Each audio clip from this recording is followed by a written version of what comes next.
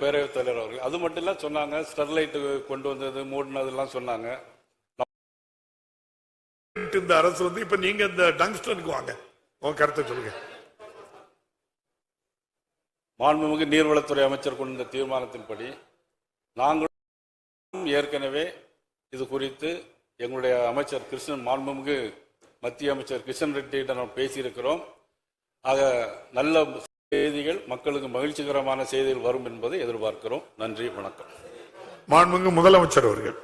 மாண்புமிகு பேரவைத் தலைவர்களே, இங்கு பிஜேபி கட்சியினுடைய பாரதிய ஜனதா கட்சியை சார்ந்த திரு நயனார் நாகேந்திரன் அவர்கள் ரொம்ப அழகா பேசியிருக்கிறாரு.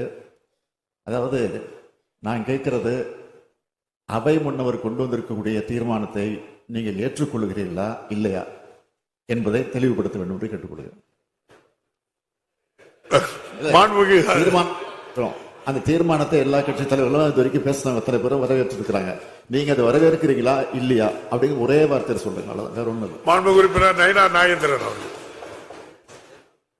மாண்புமிகு பேரவைத் தலைவர் அவர்களே, அந்த பகுதி மக்களுக்கு பாதிப்பில்லாத வகையில் கொண்டு வந்திருக்கிற தீர்மானத்திற்கு நாங்கள் ஏற்கனவே பேசியிருக்கிறோம். மக்களுக்கு நல்ல செய்தி வந்து சேரும்.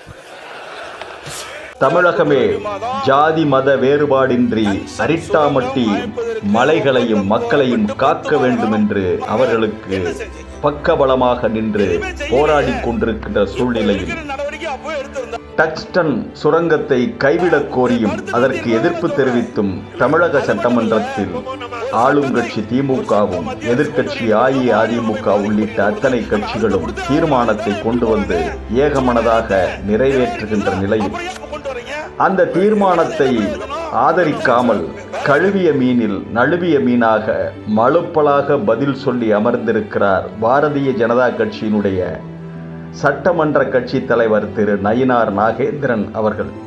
இதிலிருந்து பாரதிய ஜனதா கட்சி அரிட்டாப்பட்டி மண்ணிற்கும் மலைக்கும் மக்களுக்கும் எதிராக நிற்கிறது என்பது வெள்ளிடை மலையாக தெரிந்துவிட்டது.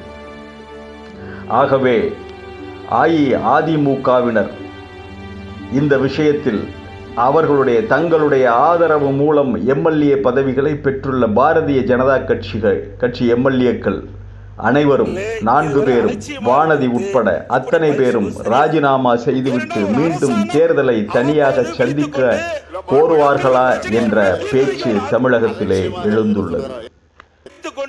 தொடர்ந்து இணைந்திருங்கள் பேச்சுரிமை யூடியூப் சேனல்.